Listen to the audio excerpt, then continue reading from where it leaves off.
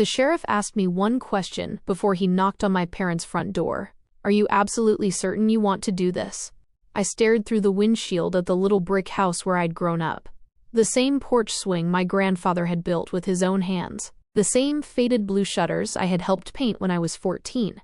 The same driveway where my father used to wash his truck every Saturday morning. For 11 years, I had quietly kept that house, and the family business attached to it, from falling apart. I paid overdue property taxes before the county could place a lien on it. I covered payroll during slow winters when the hardware store barely made enough to keep the lights on. I negotiated payment plans with suppliers who had every legal right to shut us down. Not once did I ask anyone to pay me back. Not once did I remind my family what those sacrifices had cost me.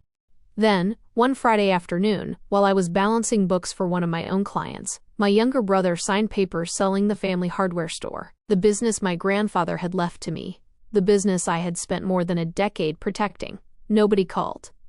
Nobody asked. Nobody even thought I deserved to know.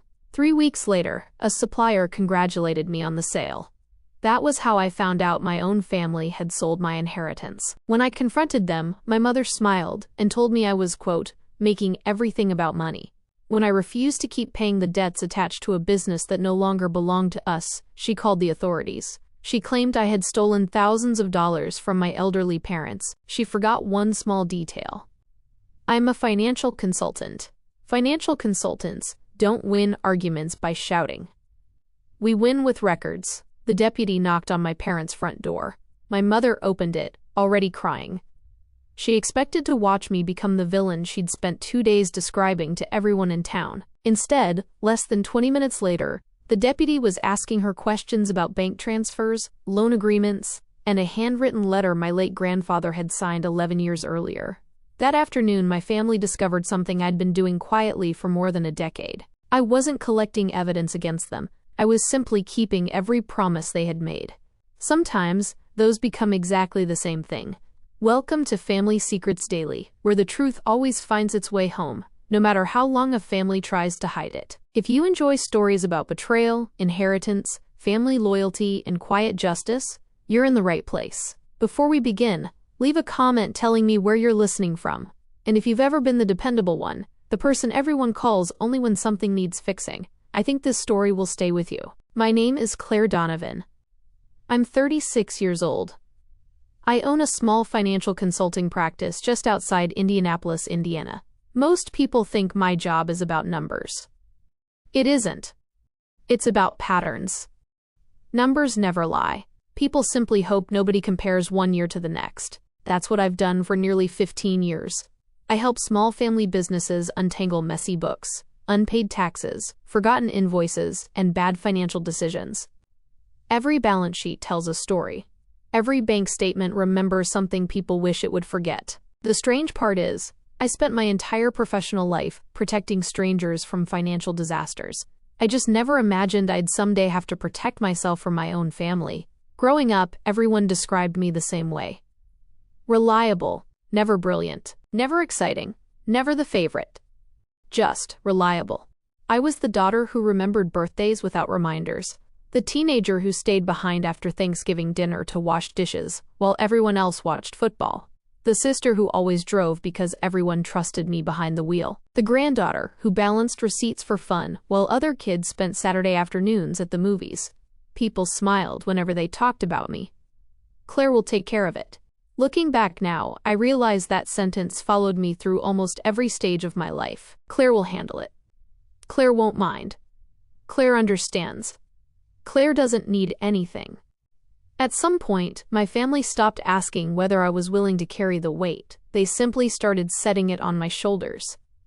And because I loved them, I kept lifting it. I didn't understand then that being dependable and being appreciated are two completely different things. One earns expectations. The other earns gratitude. I spent 36 years confusing the two. That mistake nearly cost me everything. My grandfather, Arthur Donovan, owned the oldest hardware store in our county. It wasn't the biggest. It wasn't the cheapest. And it certainly wasn't modern. The wooden floors creaked. The shelves never quite matched because every renovation had happened 20 years apart. There was an old brass bell above the front door that rang every time someone walked inside. Grandpa refused to replace it.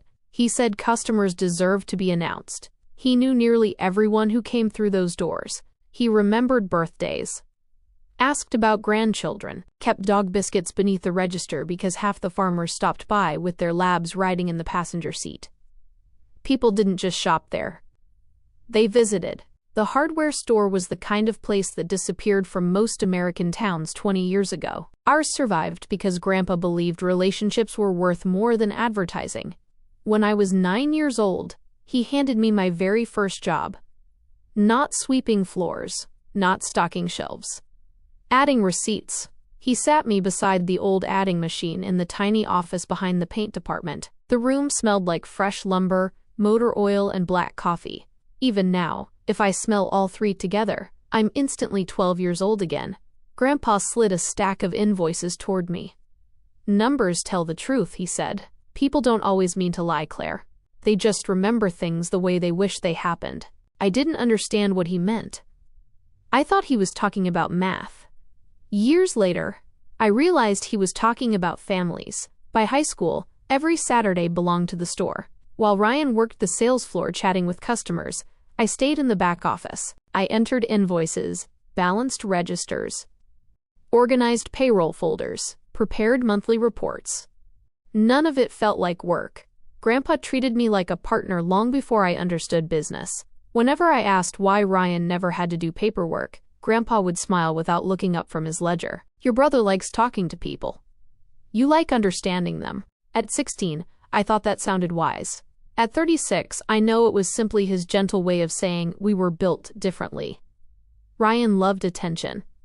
I loved certainty. He liked hearing customers thank him. I liked making sure the electricity stayed on. Neither approach was wrong. But only one kept the doors open. After college, I earned my accounting degree and started my own financial consulting practice. I could have moved to Chicago, or Cincinnati, or almost anywhere else. Instead, I rented a tiny office 15 minutes from town. Everyone assumed I stayed because I loved small-town life. The truth was simpler. Grandpa was getting older. Someone needed to help. At first, it was only tax season. Then inventory. Then quarterly reports. Then supplier negotiations. Every year, another responsibility quietly migrated from his desk to mine. Nobody announced it. Nobody thanked me. It simply happened, the same way snow quietly gathers on a roof. 1 inch never seems heavy. Neither does the second. Eventually, the weight becomes the whole story. Ryan had different priorities. He married young, had 2 boys before he turned 30. Coached Little League. Joined the local country club. He genuinely loved people. Everyone loved Ryan. He could walk into any room and make strangers laugh within 5 minutes. He remembered names, told great stories, never forgot an anniversary. He was the son everyone proudly introduced. I was the daughter everyone depended on after the introductions were over. That difference mattered more than I realized. Because charisma earns admiration, reliability earns assignments. Then everything changed. Grandpa collapsed one Tuesday morning while unloading bags of fertilizer behind the store. I was meeting a client when Dad called. His voice sounded strangely calm. Too calm. Claire, I think you should come. No explanation. No details. Just come. By the time I reached the hospital, doctors had already confirmed it. Pancreatic cancer. Stage 4. There are conversations that divide your life into before and after. That afternoon was one of mine. Grandpa looked smaller in the hospital bed than I'd ever seen him. He smiled anyway. I guess somebody else gets to complain about inventory now. That was his first joke after hearing the diagnosis. I laughed, then cried in the parking garage where nobody could see me. The following Monday, I quietly started handling more of the business. Nobody asked. It simply needed doing. Payroll couldn't wait because cancer had arrived. Insurance renewals still had deadlines. Suppliers still expected payment. Employees still had families depending on Friday paychecks. Life doesn't pause because someone you love gets sick. Bills certainly don't. The first month became 3. 3 became 6. Eventually, I was spending every morning with my consulting clients, every afternoon at the hardware store, and most evenings at the hospital. I told myself it was temporary. Everyone did. Temporary has a way of lasting much longer than people expect, especially when the dependable person never complains. Dad tried. He really did, but arthritis had already made climbing ladders difficult. Mom spent nearly every day beside Grandpa in treatment. Ryan insisted he wanted to help. He meant it. The problem wasn't his intentions. It was consistency. Some weeks he'd spend 3 full days at the store. The next week he'd disappear because one of the boys had baseball tournaments, or because his wife needed him, or because something else came up. Life always seemed to happen to Ryan. Responsibilities happened to me. I never resented my nephews or my sister-in-law. I simply noticed a pattern. Whenever 2 people could solve the same problem, everyone eventually looked at me because they knew I would say yes. And I always did. The phone call that truly ended my childhood didn't come from the hospital. It came 3 weeks after Grandpa's funeral, on a rainy afternoon while I was at my corporate office. It was the attorney who handled the family affairs. "Claire," he said carefully, "I think you should come down to the hardware store. We are finalizing the transition papers." No explanation. Just, come. When I arrived, the store parking lot was already crowded with cars. Inside, the atmosphere had completely changed. It wasn't a business anymore. It was an auction where nobody was bidding, but everyone was taking home a prize. Ryan stood by the main counter, holding a thick leather folder, surrounded by 2 aunts and a cousin who hadn't stepped foot in the store in 5 years. My mother was there too, wiping imaginary dust off the old brass register. When the doorbell rang, they all turned to look at me, not with grief, with anticipation. "There she is," my mother said, offering a tight, performative smile. "Now we can finish this properly." Ryan stepped forward and handed me a single document. "We need your signature, Claire, just to confirm you're stepping back from operational control." Dad already signed over the property deed to me. It's what Grandpa would have wanted, someone who can actually focus on running the place instead of treating it like a part-time hobby. A part-time hobby. That was how he described 11 years of my silent financial life support. I looked at the paper. The transfer date was listed as 3 weeks before Grandpa passed. During the exact week, he was heavily medicated and completely unable to hold a pen. I didn't argue. I didn't yell. Instead, I walked back to the tiny office behind the paint department, opened the heavy metal cabinet, and pulled out 3 massive accordion folders I had prepared the night before. I laid them across the counter right in front of the attorney and my brother. 11 years of personal bank transfers, tax liens I had personally paid off to keep the county from seizing the building, supplier contracts bearing my name as the sole guarantor, and, at the very bottom, a personal loan agreement signed by my father, stating that the store's physical inventory belonged entirely to me until my personal funds were reimbursed. "The building might belong to you now, Ryan," I said, my voice completely flat. "But every single item on these shelves, every piece of equipment, and the entire operating account belongs to my firm. If you want me to sign these transition papers, I expect a certified check for $240,000 by Monday morning to clear your debts to me." The attorney took one look at the certified bank statements and closed his briefcase. "She's right, Ryan," he muttered. "If she pulls her backing, the store will be forced into involuntary bankruptcy within 30 days. My mother gasped, stepping between us. "Claire, how can you do this? You are making everything about money."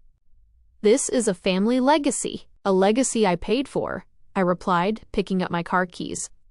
"I'm done carrying it." I walked out of the store that afternoon, believing the nightmare was finally over. I thought they would realize the reality of what they had done. Instead, desperation made my mother dangerous. 2 days later, when she realized no bank would lend Ryan the money to buy out my share of the inventory, she spun a new narrative. She went to the local sheriff's department. She claimed that as the family accountant, I had abused my position, forging my father's signature and stealing thousands of dollars from my elderly parents' personal savings. Which brings us right back to where we started. To the quiet morning inside the police cruiser. To the sheriff turning off the engine and looking at me through the rearview mirror.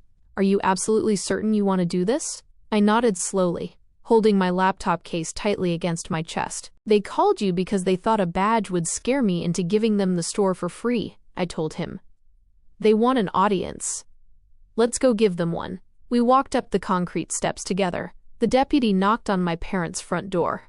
My mother opened it already crying, prepared to play the grieving, betrayed matriarch for the deputy's benefit. She expected to watch me leave in handcuffs. Instead, we sat at the very dining room table, where we used to eat Sunday dinners. I opened my laptop. I didn't offer opinions. I offered forensic accounting. In less than 20 minutes, the deputy wasn't looking at me anymore. He was looking at my mother. He was asking her to explain why her personal signature was on 3 separate bank transfers, moving money out of my father's retirement fund into Ryan's private country club account. He was asking my brother why he had signed a bill of sale for a business that had a legal corporate lien placed on it by my consulting firm. The tears dried up very quickly after that. The shouting never started because numbers don't give you room to breathe. That afternoon, my family finally understood the difference between the daughter who stays quiet and the daughter who stays prepared. I didn't ruin their lives. I simply stopped preventing them from facing the consequences of their own choices. I watched the deputy take notes, feeling the final invisible string snap inside my chest. The little brick house looked exactly the same when I walked back out to my car. The porch swing was still there. The faded blue shutters were still hanging. But the weight was entirely gone.